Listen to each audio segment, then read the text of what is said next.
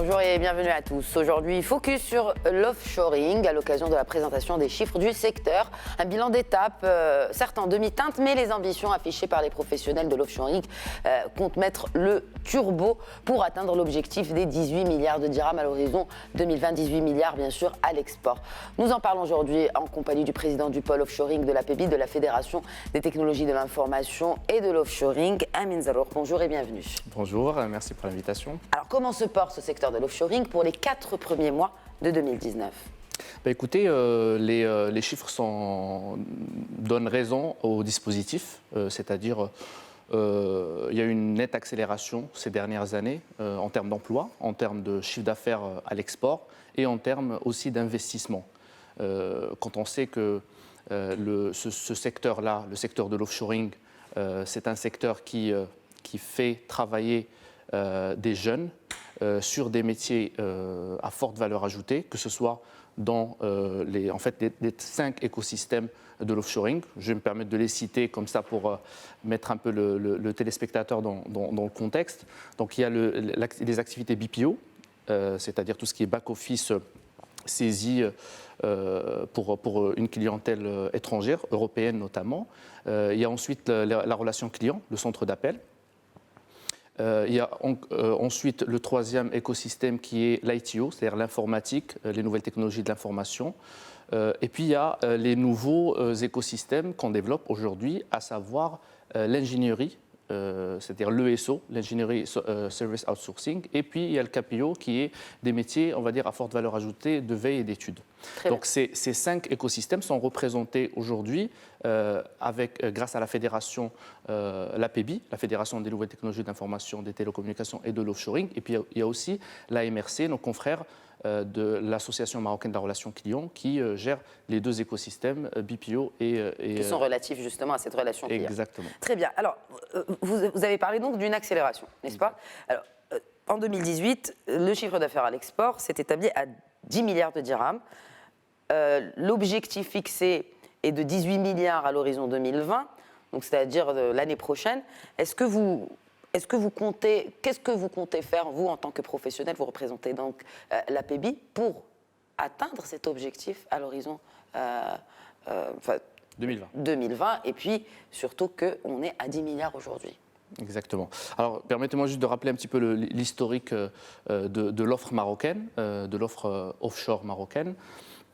Donc, nous avons commencé initialement par lancer, le Maroc a lancé sur Émergence 1, Émergence 2, à partir de 2008, des secteurs comme la relation client. Donc, la relation client, les centres d'appel, c'était des métiers nouveaux pour le Maroc et ce qui a nécessité quand même un certain nombre d'actions pour investir sur ces métiers-là.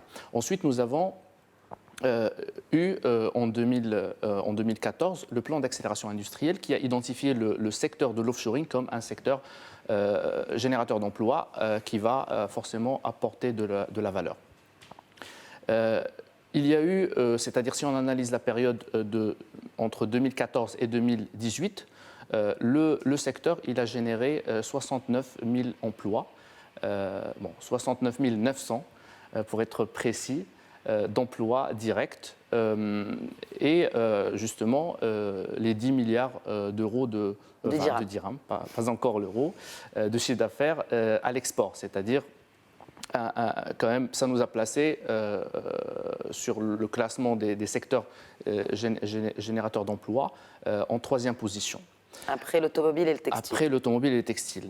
Ensuite, si on analyse la période 2016-2018, on va remarquer que l'offshoring a gagné une place, c'est-à-dire il y a eu une nette amélioration du rendement, on va dire, de ce secteur, et qui justement dépasse des secteurs historiquement générateurs d'emplois, comme le textile, comme l'agroalimentaire ou l'agriculture. Et donc, c'est dû à quoi? C'est dû au programme de performance que le ministère il a lancé. Donc cette accélération, donc quand on dit le contrat de performance, c'est un contrat de performance qui prévoit des incentives, que ce soit sur le plan investissement, sur le plan des subventions en termes de d'IS et de IGR. Mais il n'y a pas que ça. Il y a eu un dispositif encore plus fort qui vise les régions. C'est-à-dire, il y a eu certes des avantages sur la métropole Casablanca-Rabat, mais il y a aussi des zones dites prioritaires, comme les zones de Fez Shore ou Jda Shore ou bien Tétouan Shore. Et ça a permis déjà d'avoir un premier résultat quand on voit une zone qui n'était pas destinée forcément à l'offshore il y a quelques années, qui affiche plein, comme la zone de Fez Shore par exemple, avec un... En fait, pour moi, je lis ça comme un vrai retour sur investissement par rapport à cette stratégie. Mais il y a aussi, et je note une action phare aujourd'hui, justement, quand vous dites à juste titre, on met le turbo, effectivement, on met le turbo en lançant, on va dire, un levier, et pas des moindres, c'est le levier de la structure d'animation offshoring. De quoi s'agit-il en fait? Alors, la structure d'animation offshoring, c'est un peu comme son nom l'indique, c'est une structure d'animation, de coordination entre les différents acteurs. Principalement les représentants du secteur, à savoir l'APB et la MRC, mais il y a aussi le ministère de tutelle à travers ces deux agences, à savoir l'agence qui vient d'être, là aujourd'hui elle est opérationnelle, à savoir l'agence du développement du digital, qui nous accompagne, on va dire, sur l'ensemble des actions. Et puis il y a aussi l'AMDIE, l'Agence marocaine de l'exportation et des investissements et des exportations.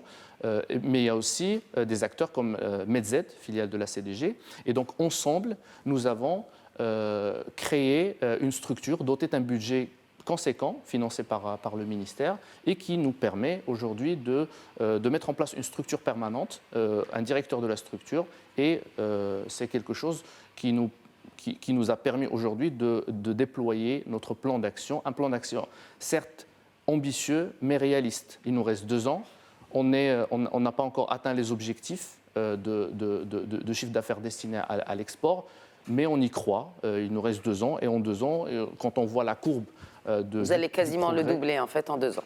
Oui. C'est très ambitieux. Oui. Mais réaliste. Alors, formation et emploi. Vous avez parlé d'emploi, de création d'emplois, 69 900 comme vous l'avez précisé. Mais ces emplois-là, est-ce qu'ils sont pérennes? Est-ce que ces personnes qui se tournent vers ces métiers de l'offshoring, y restent ou le turnover reste quand même élevé? Alors, vous savez, le turnover, c'est quelque chose qui sera là de toute façon. Maintenant, il faut juste le maîtriser. Alors, je vais m'expliquer. Quand on analyse les 5 écosystèmes, on se rend compte que ce sont des écosystèmes complémentaires. C'est-à-dire, on ne pouvait pas imaginer il y a quelques années qu'on allait pouvoir lancer le secteur de l'automobile au Maroc. Alors, ce secteur de l'automobile, il est là beaucoup grâce au secteur de l'offshoring. Parce qu'il y a des gros acteurs, je peux citer PSA par exemple, qui a choisi la destination du Maroc par rapport à la maturité du bassin RH en termes d'ingénierie. Très bien. Et donc, parce qu'on ne peut pas faire que de l'industrie et du manufacturing sans équilibrer avec une composante ingénierie et service. Et c'est justement, je vous remercie, cette notion de service, elle est générique, c'est-à-dire quand on fait du service dans le CRM ou dans l'IT, on sait le faire dans l'automobile. C'est-à-dire la reconversion, elle est simple et ça nous permet d'avoir une base solide. Parce qu'on a besoin de bons chefs de projet, de bons directeurs de projet qui ont un niveau de soft skills important. Et à travers ces écosystèmes de relations clients, si je vous cite par exemple un directeur de projet qu'on va recruter dans l'automobile, on va forcément, quand on parcourt son CV, on va forcément trouver qu'il a commencé sa carrière, il a passé 2 ans dans un centre d'appel, il a appris le français, il a appris à s'exprimer, à sortir, on va dire, compléter ce petit gap qu'il n'avait pas eu pendant la formation initiale, et ça permet de construire cette personnalité. Il travaille peut-être ensuite sur du support, de l'IT, et il progresse. Et donc nous, quand on veut développer ces nouveaux écosystèmes qui est ESO, l'ingénierie, que ce soit dans l'automobile ou dans l'aéronautique ou dans le ferroviaire, on a besoin de ces personnes-là qui ont ce prérequis et qu'on va pouvoir essayer de transformer et de reconvertir à travers des actions peu coûteuses et simple à mettre en place. Alors, à mettre en place, et on va finir avec cet aspect de formation. Est-ce qu'aujourd'hui, on est assez outillé? Est-ce qu'on a assez d'institutions qui s'occupent de la formation pour les métiers de l'offshoring? Non, pas suffisamment, mais je pense que les choses progressent et nous remarquons une nette amélioration. Nous avons, avec l'APBI et la MRC, nous avons respectivement lancé des actions, comme par exemple les programmes ACQP en partenariat avec l'ANAPEC, et la MRC a lancé le programme Call Academy. Mais il y a aussi des partenaires comme l'OFPPT, avec ses cités de métiers et des compétences aujourd'hui, qui ont mis la composante digitale et offshoring dans toutes les régions, l'ensemble des régions. Nous sommes très optimistes par rapport à ce qui va se passer, mais ça reste quand même pas tout à fait suffisant, puisque la demande elle est forte. Et quand on se compare justement, parce que dans cette structure d'animation, on fait un travail de veille pour voir la concurrence, on va dire, d'autres pays, on se rend compte que nous avons une des meilleures offres, mais pas la meilleure offre, et on cherche à avoir la meilleure offre pour pouvoir attirer les meilleurs acteurs et les meilleurs métiers. Amin Zerouk, merci beaucoup d'avoir répondu aux questions de Médien TV. Merci à tous de nous avoir suivis. Très bonne suite des programmes sur Médien TV, Médien TV Afrique. Vous pouvez toujours retrouver cette interview sur notre site www.medientv.com.